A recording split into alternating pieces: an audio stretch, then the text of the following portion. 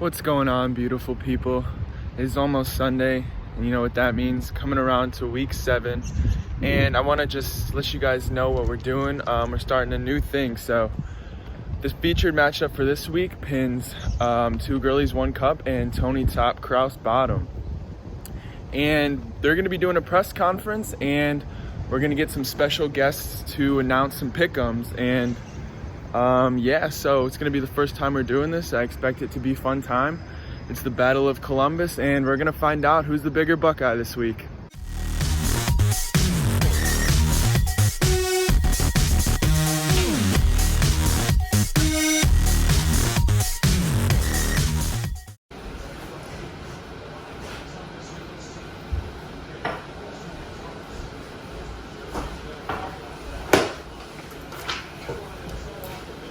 All right, shall we get started? All right, we got a question from the commissioner. Since this is the Battle of Columbus, and I have to ask, who embodies Columbus more and why? I mean, that's easily me. It's really not a debate.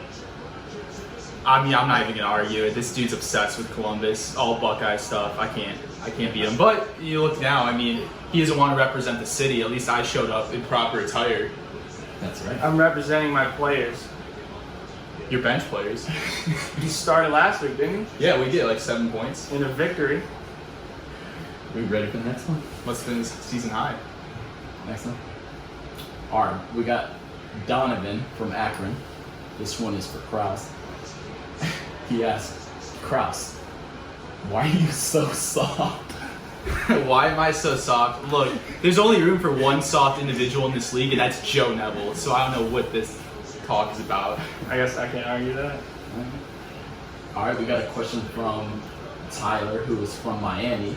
This one's for Cody. Would you sacrifice Larry Fitzgerald's ACL for a win this week? Not a chance. Not a chance. I always protect my players. It's a family-run team. We're protecting our players. Players' health first. All right, this is a question from Cleveland, a guy named Brian. He asked, who will test positive for COVID first? That'll easily be him, considering Kareem Hunt's on his team and he's still out partying every day. That's alleged rumors. I can't believe you're talking about fake news out here today. It's I not thought we were spreading truth to our league and to the internet, but How would you just get your locker room under control? they're under control. He's the 10th ranked running back in the league. Not for long. Anyway, back to the original question. If anyone, I guess it'd be me, because I gotta get tested every week. But Mr. Off-campus over here only has to do it randomly. All right, so we got another question. Justin from Miami. This is a question for Kraus. Will Cody's infatuation for the shitty Cardinals play a factor in this week's matchup? Infatuation.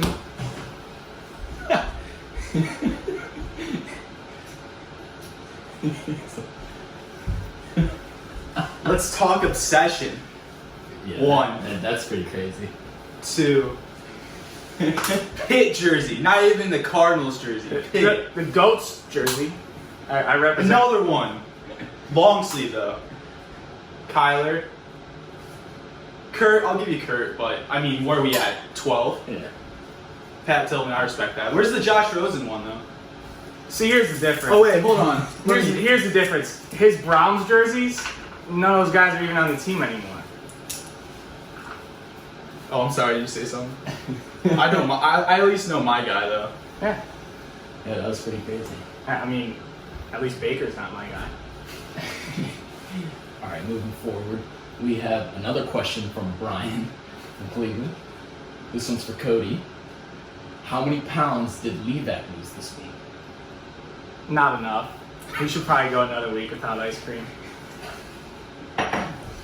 All right, we got Al from Mayfield. This is for both of you. Who will be the top scorer on your teams this week? My team, hopefully Mahomes, because he needs to live up to his projections. I mean, I think I just threw his jersey on the ground. D-Hop had a bad week last week, but we're looking for a comeback this week. 30 easily. All right, so we got Joe from Cleveland. This one's for Kraus. Do you think that sleeping with your head so close to Tyler Sacco is the cause of your recent slide in the standings. Sacco. It could be. It could definitely be a cause. I mean, how else do you explain D-Hop having 9 points and Cooper Kupp having 4? I might have to make an offering or something. I don't know what I got to do, but I mean, it's definitely not ideal. Do you have anything to say for yourself, or you're just going to keep bringing this Sacco energy around? Okay, I don't know if I want you in here. First of all, my team is projected third. Kraus's team is doing good. The Sacco has no effect. No effect. All right, we got Joe from Cleveland. This one's for Cody. Has your lock of the week ever hit? Of course. I'm the hottest gambler in the world. This is easy money. This week's lock, Ohio State first half minus 14. Okay. Easy. Okay. Don't bet that. Easy money. Hottest gambler in the world. All right, moving on. We got Jake from the Bay. This one's for Kraus. There have been multiple reports claiming that regardless of a win on Sunday, you prefer the bottom, while Tony controls the top. Can you confirm these allegations? 100% true. No comment. All right, Julius from Cincinnati. This one's for Cody. How do you feel? How do you feel about Baker destroying Odell's career? I'd probably say in my 20 years of living on this earth, the worst mistake I ever made was drafting Odell Beckham with my 3rd pick in the fantasy draft. Baker is no better than Brandon Weeden, no better than any of these shitty quarterbacks the Browns have ever had, and the Browns fans need to stop making excuses for him. Let's talk about it. He owns the record Case for Keenum most in touchdown passes by a rookie. by a rookie who gives a shit about 2 years ago. His 4th head coach in 3 years. You know how hard it is to make a world-class athlete like Odell shitty? And Baker did that. All right, we got last question. Frank from Cleveland. This one's for both of you. What's on the line this week? Is it pizza, ice cream? What is it? So actually this week it's not going to be forfeiting anything. It's going to be the loser will go sit out in front of Thompson Library up here in Columbus with a sign that says, "I need fantasy football advice," because the loser's going to need it after this week. Couldn't have said better myself. Fuck you, Baker. Go Browns. Coaches step in.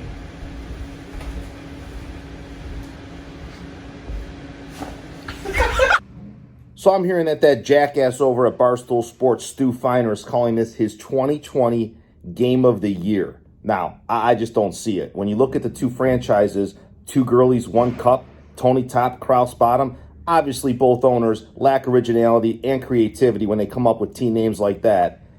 How good can their franchises actually be?